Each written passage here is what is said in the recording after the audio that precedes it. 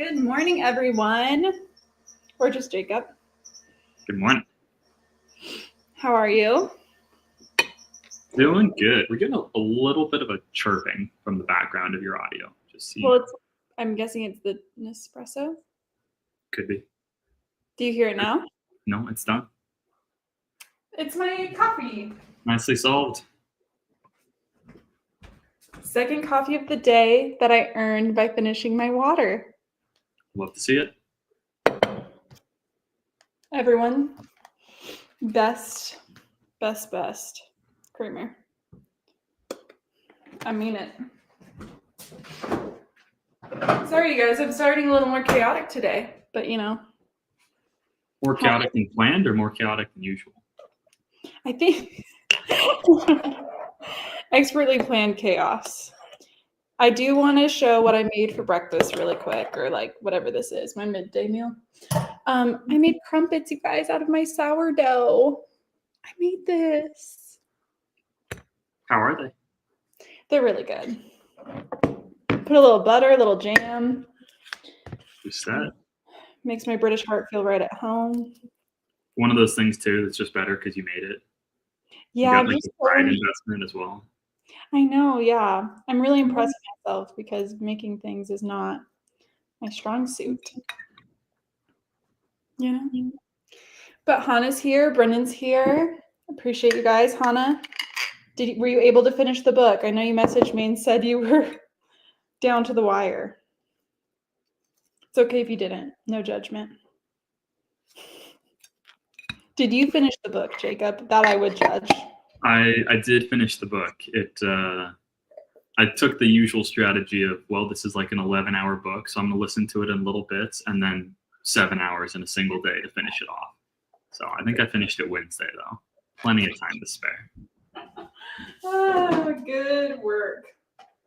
That is pretty impressive. I mean, it's a few days before. Just once you get into the zone of the audiobook, you're like, okay, this is just my day now. It kind of is, yeah. And I think sometimes, I mean, we cannot talk about it. With romances, sometimes if you let them sit a little too long, too many breaks, I feel like you lose traction. Do you think that I just got invested in the relationship and that's why I guess we'll find out. We'll find out. Well, I'll nibble on my little treat. And everyone, how did you read this one? And we can kick off ratings after that, but how did you consume it? I guess I spoiled that a little bit for me, but as expected, I did listen to the audiobook for this one. Which I think, did you read this one or I think you audiobooked this as well, right? Mm-hmm. I sure did. I did debate it a little bit, but decided with the radio component, it'd be kind of fun to have the voice. I heard good things about the audiobook, so that's why I chose that. Yeah. All right, so looks like Brendan audiobook as well. Physical from the library. Yeah, so it'll be interesting to see. I think especially because of the radio component, there'll be some stuff we'll get to there that'll be interesting. Mm-hmm. And Hannah combo. That'll be really interesting. I like it when people do a bit of both, because then you kind of have perspective on both. I mean, we can do ratings and then get right into that discussion. I'm ready when you are. Yeah, do you want to go first while I stall and figure out my rating? Oh my gosh. Well, let's take a stall and see. My mom just sent me this photo of me. That's me. And my cousin. Anyways, no one cared about that, but I'm like, why are you digging up these photos from the trenches today, Mom? Anyways. What did I say? Taking too long with a physical book, so I got the audio to help me finish reading on time. Very fair. Been there, you know? Been there. My rating on this one. We need all of your ratings too. I think I would give this either a 3.25 or a 3.5. That's where I landed. I almost feel like I have to throw a caveat in there where it's like, this isn't maybe the book that I would pick. Like, I don't know that I would pick up something else by this author. But for what it was, 3.5 feels right. Like it was solid. It was enjoyable. Yeah. Maybe it wasn't what I would pick on my own. So you would say 3.5? I think so. I think it got worse for me. I liked the first 3/4 of it better, and I was maybe flirting with that 3.5, 4 type range. I'm not really a fan of the quarter rankings. I go in halves, but I think probably 3.5 by the end. Interesting. I like your verbiage too. I was flirting with. It's kind of perfect. We can pretend that was intentional. Let's see what other people rated to give us a scope here. Brendan went for 2. But is that in the context of it being a romance, Brendan? What if you rate it in the genre as opposed to just for books that you rate? I almost think I'd be easier on a book outside of the genres I read than I am on books inside the genres I like to read. I think that's probably, you have more comparison for it also. Yeah. So this is probably the first one that's like a true romance that I've read. Unless you count like Normal People. That's not a romance. Okay, well, I don't like it. So I don't know. Story. It's a coming of age story. Oh. Narnie gave a 3.75. What did Narnie say? It was long for my taste in this genre and drug on. Not fully for me, I think. I fear similarly. And then Hannah said, finish it 5 minutes before. That's okay. You can sit with your thoughts. But it's almost better. You get the gut instinct. What do you think of it right now? That's your true rating. That's true. And then Brennan has given you a caveat for in this genre. All right. I'm happy you liked it so much, Brendan.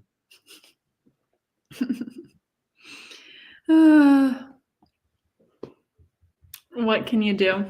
So a lot of around the mid 3 range, probably average 3-star rating. Well, if you listened, I know this is kind of steering another direction. Did you feel like Aiden had a good voice for radio?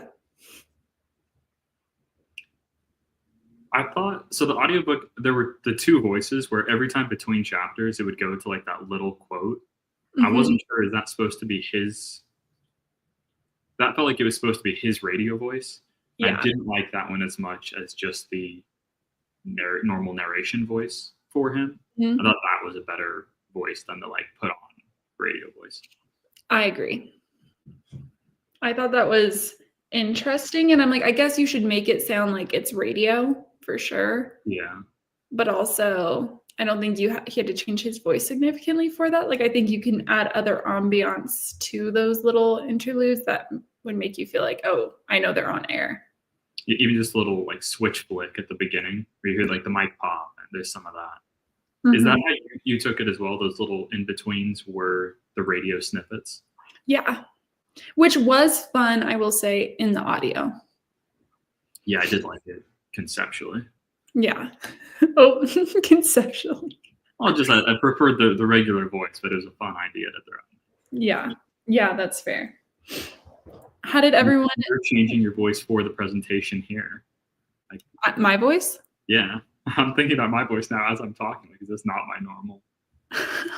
You change your voice on the camera? I don't know. Maybe I sound more upbeat on camera. Okay, way to call me out. Let's move on. Let's see what someone else had to say. I think his voice was decent, but not enough to match the way they talk about his voice. That's so true. It's not sexy enough. 100%, Brendan. Thank you for bringing in that valid point. I agree. They act like, oh my God, when I heard his voice, oh, if you hear his voice, you know he's hot. I didn't get that from Aiden's voice. I don't think it was bad voice. I don't think it was like, oh, that voice. Yeah.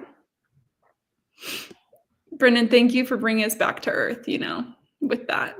Touch grass. Okay, his voice is not sexy enough. And we know that. Okay.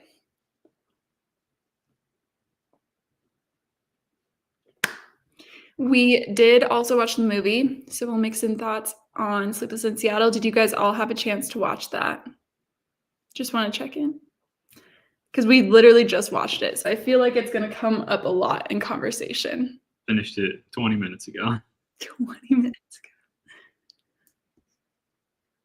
We'll see if anyone was able to watch it as well. If not, we'll still talk about it. We still have thoughts and feelings. I was thinking about that, knowing that you're going to ask about who we would cast everybody as. Like, I'm just picturing Sleepless in Seattle now. Like, are there other actors in the world? I don't know. That's my entire headspace. I feel like the actors in Sleepless in Seattle are older than the characters here. Mm-hmm. But Maya's older, right? Like, Jonah's 8 in the movie. Maya's 12. Yeah, but she had her at 16. Yeah, okay, that's fair. So I feel like that is a little relevant. I will show you guys who I cast as Aiden in my head. I gotta look him up though, because I don't remember his name. I just remember the movie. I had no casting for Lucy, so if someone had one, please bring it this way. And yes, please bring it this way so I don't have to come up with an answer. Like, it's gonna be way better if I can just tag on to somebody else's answer. That's lame. Did you guys watch that movie Drive Me Crazy with what's her face, Sabrina the Teenage Witch? I don't know her name either. She's the actress in it. The guy in that is who I pictured, which honestly I was doing him a great service by picturing him as this man. Let's find one. What's his name here? What do we? I need to look up. I'm trying to look up his name. I'm looking up the cast.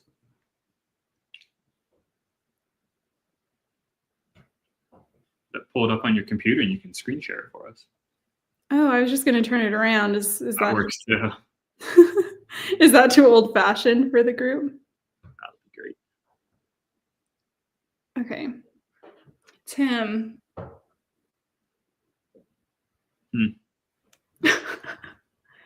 His name is Adrian Greenier. I don't know. Anyone? That's Aiden. Anyways. That's him. No one cares. Okay. Without having a picture of him in my head, that doesn't feel like the right look to me. Okay. Well, then you say your fan cast. My gosh. Narn is prepared to talk about Sleepless in Seattle. Thank God. Yeah, we got one off. Jacob's and never-ending TBW to be watched. Yeah, TBW. I've never seen it. Oh my gosh, Hannah. It's worth the watch, Hannah. I'm sure we'll get to ratings on that here momentarily, but it's a solid one. Solid. No one maybe has better than solid. Tough to say. Yeah. Does anyone have some fan castings? It's okay if you don't. Usually I don't fan cast in my head, but this one I did. He even has a chain on. So what do you said you don't have a casting for Lucy. Do you weren't picturing her during the story? I wasn't really worried about that. Yeah. It's not my greatest concern when I'm reading. Well, maybe I would have done like a young Hilary Duff type character, like when she's in another Cinderella story or whatever that is, Cinderella story. But she'd have to be a little bit older because, I don't have anyone. I just cast Aiden. Sorry to disappoint. It sounds like no one else had casts either, so just me. I rarely end up picturing, like, visualizing characters that way when I'm reading. Like, it just, for some reason, that is not a part of it that sticks with me. And this is why I like the stories I like, and you like stories you like. This is why we read different genres. This is true. Emily, hi. Good morning still. Still morning for you, right? Still early. Emily, share your rating if you have one. We're trying to do fan cast for the two main characters, and it's just me, and no one else is pulling their weight. So that's all. Yeah, I just don't have anybody jumping out. Some people read books and they always cast the characters as the same person. Like if it's a hot man, some people always, they're like, it's Henry Cavill, whatever, Henry Cavill, always. And they like just change up the role. I might do that. I'll just pick I'll pick an actor, pick an actress, and then every book I read from here on out.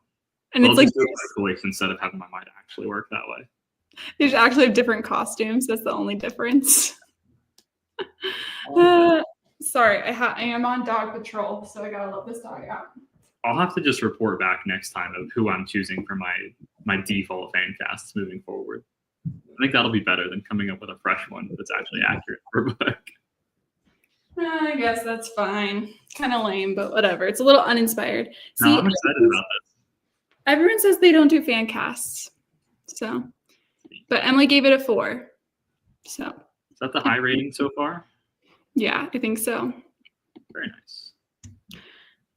We'll move on from fan cast then. I was really hoping you guys were gonna, have something inspired for me, at least for Lucy, because I had no one for her. Okay. Let's talk, since this is your first romance for the most part, Jakey. Brendan doesn't read romance either, we know. Did you have a favorite trope? Could you identify any tropes as someone who does not read? Let's just, for everybody involved, maybe just cover a few of the ones that were included. Oh, you want some people to comment some for you? And then I'll be like, oh yeah, that one. I like that one. No, I know we've talked about like forced proximity before. Good job. I think generally I like that. I don't think this one felt overly forced to me. Like she was choosing to be there. Yeah. They continued to choose each other outside of that location. Like it wasn't the proximity that brought them together. Or it wasn't the proximity that forced them. They just happened to. Yeah. I don't know. I mean, it's kind of a workplace romance. I would say more than forced proximity.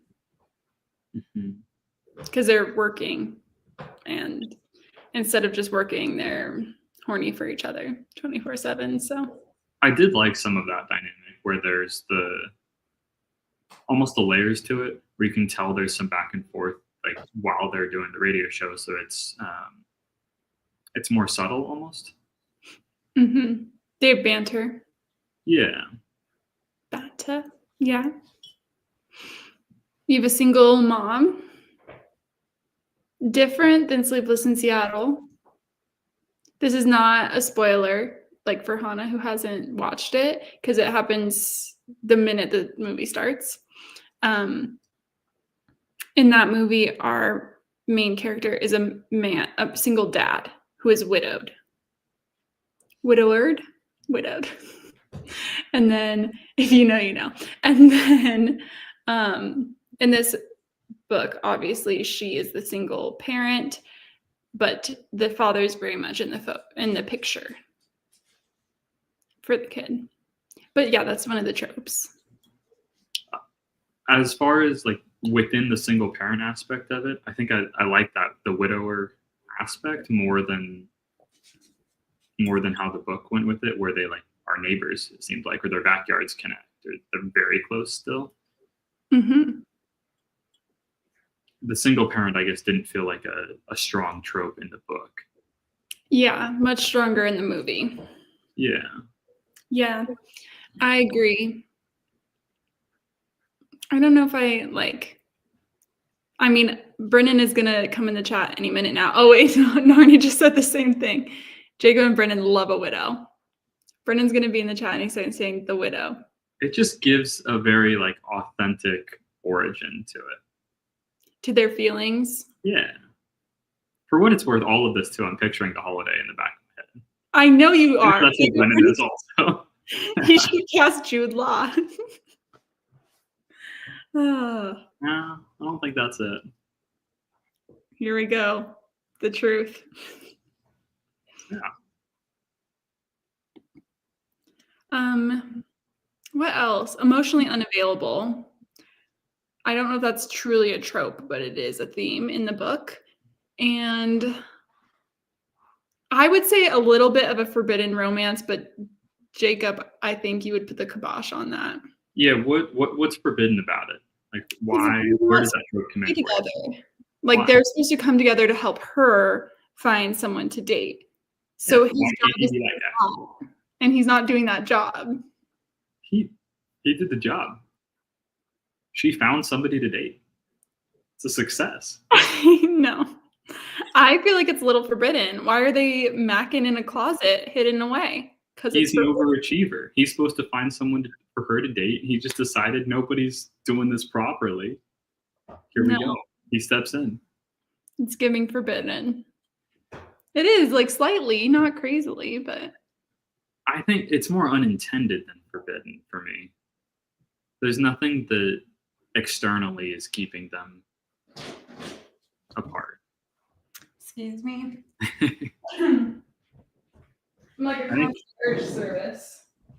I think any of that forbidden element would be coming from him feeling like it wasn't something that was okay. Was that something they brought up in the story? What? Him feeling like it was forbidden? Yeah, I mean, I think he, like, I don't know, he's shifty. I have my thoughts. Yeah, I'm on the exact same page as Ariana here. Yeah. Yeah. I did not like, and then Ariana, good point, Arnie, because you talk about, the avoidance of the third act, miscommunication. Wait, did they avoid it, though? I feel like they do miscommunicate. Maybe not in the third act. But kind of at the end, though, because he sets her up on that other date with the guy who came to the mechanic shop with Rosie. He came to get his car repaired. He wanted to put the glow on it. I feel like there was a little bit of miscommunication, but it definitely wasn't a full-on focus of the story. Yeah. I don't know. I think we can get into maybe the characters as a whole too, because I have thoughts. I think the tropes kind of lead into how I feel about the characters. I didn't really get okay, I shouldn't put this up here. I'm gonna put this one too. I think it's an excellent point. Yeah, it's external. There. I guess that's fair. Maybe not forbidden, but frowned upon. I don't know. We'll move on. There's probably some other trope that identifies it where it is self-imposed. Yeah. Well, again, I think maybe that's the emotional, unavailable kind of thing. Oh, and Emily also said it kind of had a grumpy sunshine to it. And they definitely set that up, right at the first chapter, I think. They set up that he's grumpy. Yeah. I don't actually remember how they introduced Lucy. I feel like Lucy does have more depth to her character than just a sunshine character for me. But I let's just talk about the characters because I just have beef. So let's talk about Aiden. Who's the beef with? Yep. Let's talk about a man I have beef with. Let's talk about Aiden. How do we feel about Aiden? Men in the chat, how did you feel about Aiden? I'm curious about your perspective on. I always find male POVs interesting because obviously they're all written by the woman who wrote the book, right? At least in this case. Curious on those thoughts, but how do we feel about Aiden? Because for me, Aiden's not passing class. He's like getting C minuses. He's getting C's. He's kind of cruising by. He's giving nothing. And he like acts so sad for himself. And I just didn't vibe. I don't know if I'd go as far as to say I had beef with him, though. I don't think you'd say you have beef with anyone, so I don't know if that's fair. Yeah, it's probably just a personality difference. Okay, fair enough. Yeah, I mean, I think he he definitely had the woe is me a little bit at some points where it's okay, yes, you're feeling this, but some of that is like you can help yourself on that. I don't know. I didn't actually think about his character a ton. He wasn't overly interesting. I didn't think he had a ton of depth to him, Mm-hmm. but he didn't stand out in a negative way either. Mm. I think some of the only negative aspects I can really think of for him kind of get back to what you're talking about with the trope, where it seemed like he was trying to stay uninterested and uninvolved because I don't know why, like it wasn't his spot. Like he had this other job that felt like it was superseding his own feelings on it. So that was the only thing that stands out to me as negative. Mm-hmm. But if you take that away, you kind of lose the entire book. If right from the beginning he's just like willing to be interested and communicate that, the book's like 60 pages. I wish it had been less so like he didn't want to get involved, more so because of his career and wanting like what was best for her and thinking other people were better for her. It's more like he doesn't want to be happy. And he is like, I promised myself I'd never like get into this kind of situation. Well, you're already in this situation. You were feeling what you're feeling. So go to therapy, deal with it, and move forward. Like, you're so annoying. Yeah, he's really closed off to anything changing. Yeah, I'm just like, you're giving like 19-year-old child like an energy. I just can't. And I did like the book until like after they did their first little date. After that, I was over him because I just didn't like his back and forth, and I don't really like when a female character is like, yeah, no, I'll just take what you'll give me, even though clearly that character has expressed wanting more out of life and love. But then she's like, well, you're not emotionally available, but I like you, so I'll take what you'll give me. I'm like, no. I think that's There's everything that's been set up for her whole character already. Yeah. I think it's a great. So that's what made me mad. Anyways, sorry, you guys. Well, you guys can get your say. You're Aiden apologists. We'll let you let you guys chat. I don't know if Jacob's in that group. I don't think I'm an apologist. He wasn't all that interesting, and the negative aspects I think were the reason that there was a story. Like I think you needed that. You needed that to be able to exist so that he could change throughout it. Even if it wasn't like a full-on change, like there was struggle in getting to that end result. Without that, I just don't know what your story is. Or you have the same story, but he's not who she ends up with at the end. And that is my take. They shouldn't have ended up together. Is there someone from the book that you would have had her end up with? Or is there just some other mystery man in your head? I think the fact that these men all also like, well, we're going so off. Sorry, people. We will circle back. Hannah, we will circle back to this comment. I think having all the men that reach out to her on the radio station be pieces of trash I did not like that element. I know the one guy's like, oh, I'm not over someone either. That's fine. But you're not going to let her go on a date with one good guy. It's like in Sleepless in Seattle, she is Walter. Bless his heart. Because he's a good man. He is a good man. He doesn't do anything wrong. He's kind of dorky. You love him for it. Who doesn't love, what's his name? Bill Pullman? But she leaves him she leaves him because she wants to find a different type of love. And she leaves him before she knows that other guy's going to show up. But she knows she wants something different. And in this way, we don't give Lucy another good option.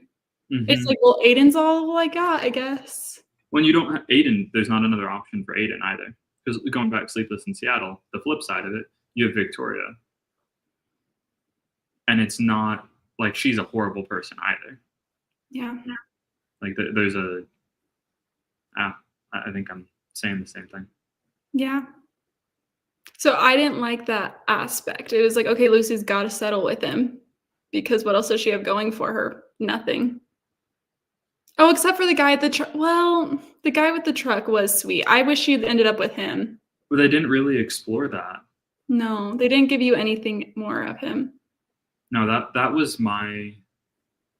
The book. They get into the book about halfway, and she's gone on these couple of bad dates, and stuff's kind of there with Aiden, and it feels like, okay, this is clearly where the story's going. And then the thing happened at the shop. The guy brings in the truck, and there was a minute there that I was questioning if that was actually where the book was going, and it wasn't going to be the radio station love interest. Mm-hmm. I think there was something there they definitely could have explored. Yeah. What did you say, Narn? Wish they'd explored the vintage car guy earlier. Yeah, and that's exactly to your point. If you bring in that good date earlier, then you have more depth to the entire plot line. Because then and their relationship, like they have such a strong connection, or the like feeling of wanting more out of a relationship than what is you have, and going to go find that. And I felt like settling for me. But let's see how other people felt about Aiden. Let's circle back. And okay, so Hannah wasn't a fan of that, which I definitely didn't like. Or I was like, just be quiet. That's how I felt about him. Well, for a radio host, just be quiet. Just be quiet. He starts off sad, a bit emotionally isolated, but I do think there's character development. I think that they kind of gypped it a little bit, though. Like, towards the end, he does reach out to his family, and he explains why he hasn't been showing up and asks them for advice. But I feel like it's so, like, minute. You know, it's not a big part of the story. Like, I just think he needed more depth. Like, I think just the name drop of his mom, like, having cancer, and that's, like, the whole reason. I don't know. I guess for me, it didn't have as much of a connection as if maybe he had a really bad breakup or something that made him really adverse to, like, love romantically specifically. I mean, I'm sure that exists too, like people being adverse because of things that have happened in their family. But I just didn't feel like all the dots were connecting for me about how his character was built and his motives. I don't know. Sorry, guys. We should stop talking about him because clearly I have great things to say. Thank you, Brendan. Thank you. Yeah, maybe that's what it was. Like, Lucy was just given a lot more depth. And we see her heart so early in the book, right? When she takes the call. It's just like in Sleepless in Seattle, right? You see his heart so clearly because of how much love he had for, like, his wife who passed. I think on the phone you hear her, like, dreaming of this life that other people can relate to. And so she feels fleshed out and feels like a character you want to root for. And at no point in the book really did I want to root for Aiden. But I rooted for Lucy. Was there ever a point in the book where, in rooting for Lucy, you felt like Aiden was a acceptable option? Or Aiden was always subpar? I liked him at certain parts. I will say more at the beginning I liked him with their banter. And then they have the scene where he runs to meet her because her date blew her off, which I think was still a good scene. And they do a little date. I liked that part. I like how they go dancing. I feel like that's key to a romance. Somewhere after that, though, it just really fell off for me. I don't know if I can point to the exact chapter. I should have been better in Fable. But soon after, it just fell off. If they had transitioned from right there and from after their date and transitioned to him communicating about what he wanted out of the relationship, which I guess maybe means he has to figure that out, but that seems like that would have been the transition where they could have kept him. It would have been a shorter book, but they could have kept him as a good option if that had been a turning point. And I wish I felt like he wanted her to have more. And it was more just like, oh, this is self-preservation. I don't do relationships. I'm not getting into this.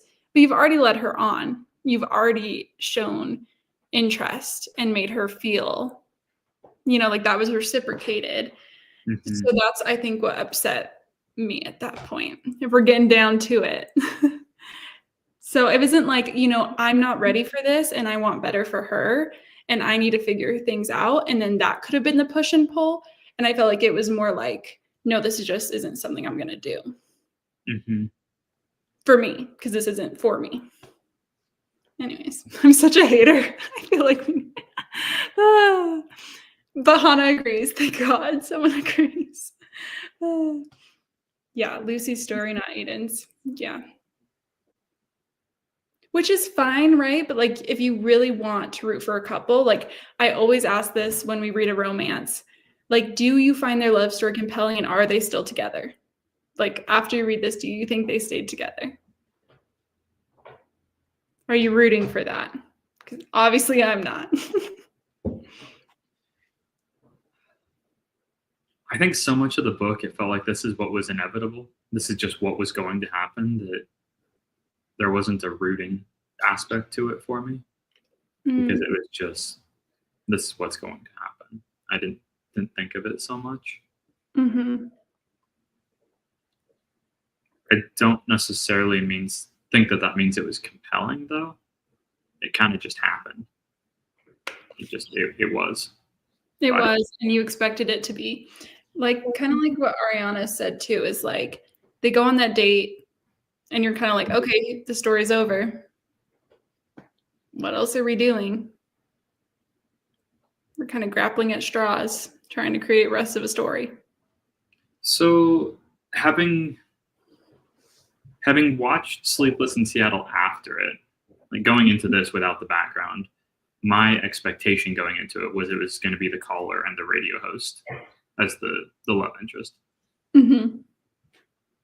Obviously, that's not the case for Sleepless in Seattle.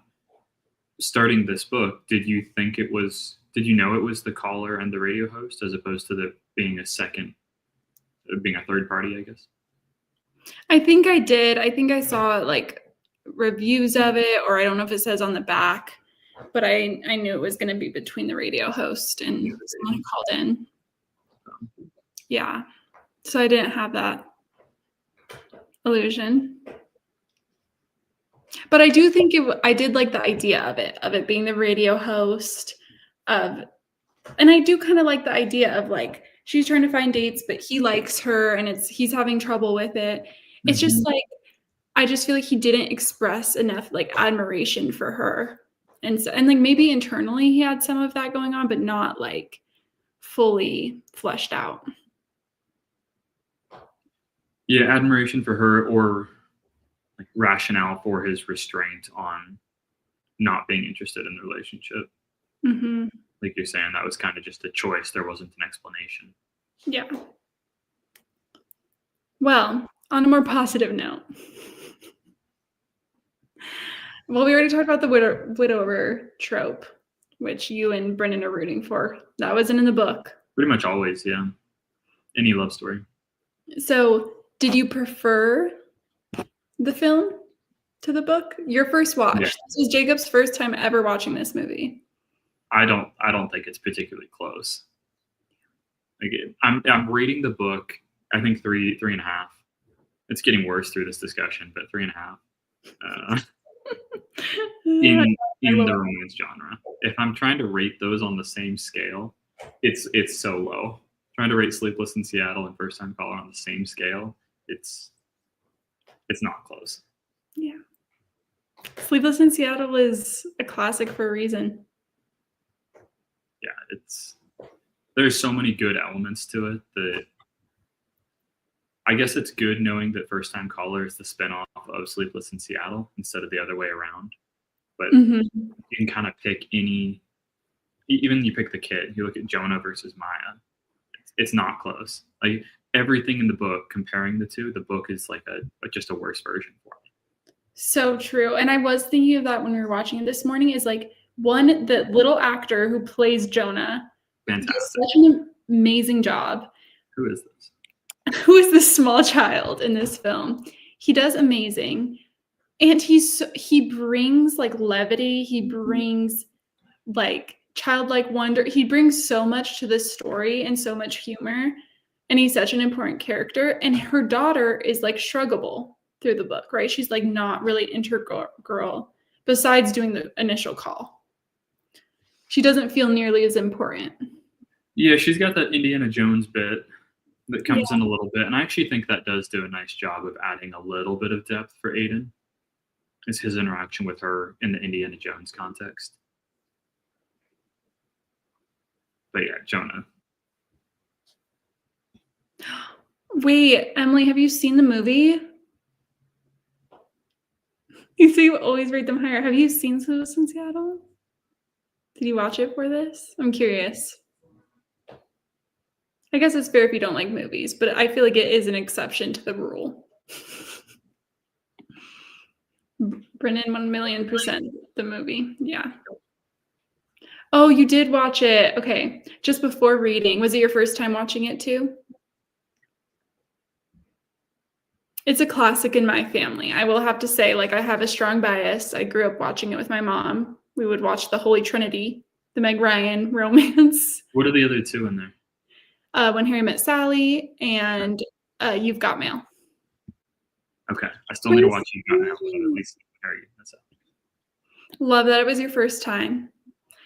When comparing the two, what did the book give you that the movie didn't?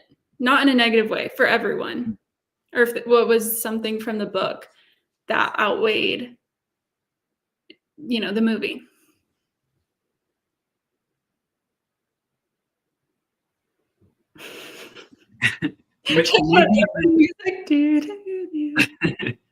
Maybe the forbidden element that I like. Not that I think that it's forbidden, but that element of it that you brought up. We'll see if the fire alarm goes. I can hear it go in the rest of the building. Oh, it'll be fine. It's fine. That's fine. I have no idea what I was just saying. Oh, the forbidden element. That little bit of the banter that you talked about. You didn't have that in Sleepless in Seattle, and I think I like that element quite a bit. Yeah, and I will say Sleepless in Seattle is kind of a story of two different people that eventually come together, and then at the end you get to see the beginning of a relationship. We don't know where they end up, right? It's not giving us the whole story. It's like giving us the glimpse of the idea of them together. Yeah, so this one starts at a very different point. It does. I guess it finishes in a very different point that you get a glimpse into what that relationship is. Yeah. Brendan, nothing for me. I will say I did like you said, the banter. I liked that they were on air together. I liked the interludes and hearing them react to how people I do like his jealousy. I do like his protectiveness of her when they're on the air together. So I will say that is something I liked in the book for sure. I had good vibes. Yeah, definitely got to hear their thoughts.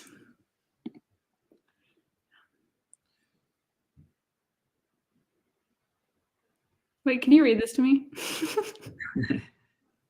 How can I not read this? Looking at the book or the movie on this one? She could identify with just like anyone. It's the book. Can also identify with even if you were not. I'm gonna need that one spelled out for me. Oh, okay. I think saying just that the both characters felt like they were ones you could identify with.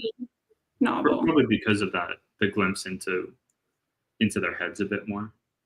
It's not something where you're watching Sleepless in Seattle. You probably identify with more if you're also in that widower position. This is something that because you have more of the process and everything that's introduced, I don't know, there's more to identify with than there is in the movie. Mm-hmm. I don't feel that way, but yes, I can understand that feeling. The only thing that made the movie good, can't relate to that. I'm so sorry. The movie is so good. It's so good. So switching to, I mean, the movie doesn't have very many side characters, but in the book itself, if you rule out Aiden and Lucy, just because they were such a focus, who's your favorite character that showed up? Not in them too. Okay, back to the book. Sorry, I'm trying to think about the book. Who did I like? Oh, I like Jackson. I was pretty sure that was gonna be my answer as well. His rambling on air. And then him like being so, I mean, I don't know if you guys know this, but she is writing a second book. This is going to be a series. I think it's interconnected standalones. The Like same universe sort of thing? Yeah, so it's like same character. It's going to focus on a different main couple, but all these other characters still exist in that universe. So it is believed, she's released the name, it is called And Now Back to You. People believe it is going to be between Jackson and the girl he has all the beef with. But I love how he still parks by her and is like crawling out of his window, like throwing the biggest fit about doing that when he could have just parked somewhere else in the lot. He's like, no, I'm going to park in this spot that's mine. That feels like it'd be right up your alley with the enemies to lovers aspect, if that is who the characters are for it. I know I might pick up the second one. I haven't given up hope. I just don't know that this particular story. Do you know when that's getting released? No, I don't know the date on that. I can try and figure that out. See if there is a date yet. How new is this one? Because there were a couple of references in it that felt very current. I can't remember what they were right now, but references to... Oh, like when was this written? Yeah. This came out February. Oh, okay, yeah. Because there was a point that Maya, I think, was listening to like Olivia Rodrigo. I was like, okay, this is a very current book. Oh, yeah, okay. This, the next one comes out February next year. So February 26th. Okay, nice. So not too long to wait. Well, I think I just have a closing question for us, unless we have other thoughts on the book as a whole. What did I say?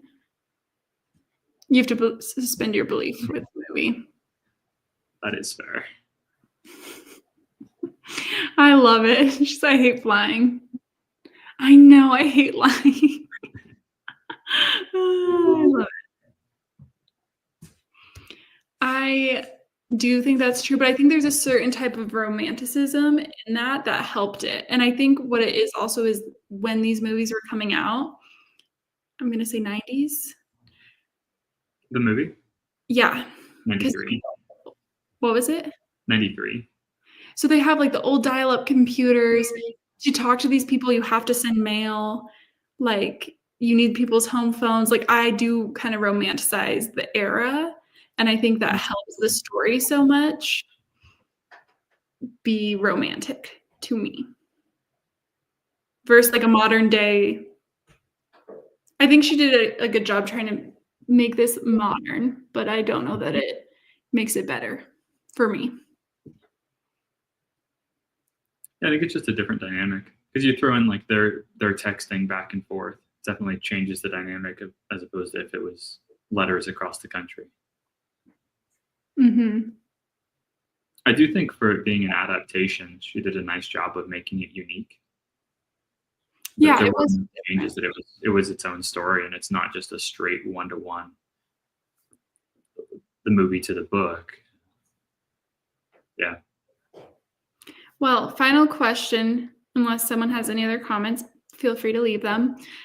But I think the big question takeaway is from both. They talk about magic, right? They talk about this like this love, this otherworldly force, and they both use magic as a concept throughout. For you, do you feel more similar to Lucy? And maybe, I guess Meg Ryan's character is kind of the one who's a little more romantic. Do you feel more of a hopeless romantic feeling like them? But I guess, would you say Tom Hanks' character is the hopeless romantic? I would. I was waiting to push back on that. I think Meg Ryan's character is a little more just confused. Like she's trying to figure it out for herself. She believes in it, but not until other people say it. Like when she's at her house and talking with her family. That's a good point. So, okay, we'll keep it more towards the book because I feel like the book is a little more cut and dry as far as characters go. Because I feel like I feel like Meg Ryan's character is kind of in the middle. So, are you a hopeless romantic like Lucy, or are you more like Aiden, the antithesis? I think there's an in between. Okay, well, you're ruining it to say there's an in between. If I'm just picking one, I would lean more towards Lucy's side. But I think there are plenty of character elements for Lucy that I don't necessarily identify with. So it's tougher to feel like just 100% fall on Lucy's view of it. Yeah. But I don't think I'm closed off to it the way that Aiden is. So it definitely would for me fall more on the magic and there is a right person sort of belief. Yeah. I think I know your answer with how you feel about Aiden, but what's your answer? Oh, that I didn't like him, so you think I'm a hopeless romantic? That would be my guess. Well, there's this middle ground in between. Sure, I've heard.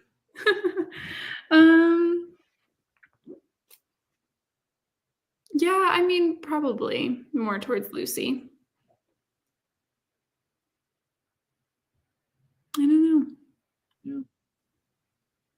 I think they're kind of supposed to represent the two ends of the spectrum on it. Yeah. And so it's tough to fully identify with one of them, but maybe it's picking which one I would rather identify with. Yeah. Hannah said she's with you. In between, if I had to pick one more like Lucy. Brennan said I would not want to be like Aiden. Power to you, Brendan. He misspelled things, but I'm going to put it in line for him. With reading, I'm more of a hopeless romantic. I think more that's what I was thinking. I was like, I really like it in media. I like the hopeless romantic. For me, myself in life, probably less of a hopeless romantic than I would be when reading. Yeah, it's less idealist. Because when you're reading a story or it's in media, that you have an idealism element to it where you're kind of suspending. I think to Emily's comment earlier, like you kind of have to suspend reality in certain parts of it for the movie, for the book as well, I'm sure. But yeah, it's not always going to work out that well. You're kind of isolating what parts of the story you want to tell. There's plenty of their life that doesn't get discussed in either. Yeah. Which then isn't the reality. That's true. Sorry, one more time. Dog's keeping you busy. I know, they really would don't sit down for an hour. Well, any more thoughts, y'all? Oh, we do need to figure out the next book, but I can always just put up a poll if we just want to do it that way today. Switch it up. And we have 4 books on this one? With that, or 3? I think we're at 4. What did we have? Seems like the big piece of this pick is going to be, are we staying in the romance genre or moving around more? That's true. We have The God of the Woods, which came in second on our last poll. That's a thriller. We have Emma by Jane Austen. We have The Great Big Beautiful Life by Emily. What? Emily Henry. Emily Henry. What? Okay. My brain just totally stopped. And then Wolf Song. Wolf Song by T.J. Klune. Yeah. Yeah. Yeah, it'll be interesting to see. Interesting to see what happens. What gets voted. Yeah.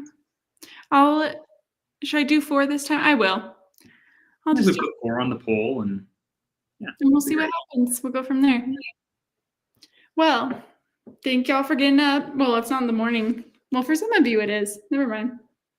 Thanks, Emily, for getting up. Enjoy. Thanks, Emily, for being Everybody here. else, this is a normal time to be awake. Yeah, you should have been here. You should have been here.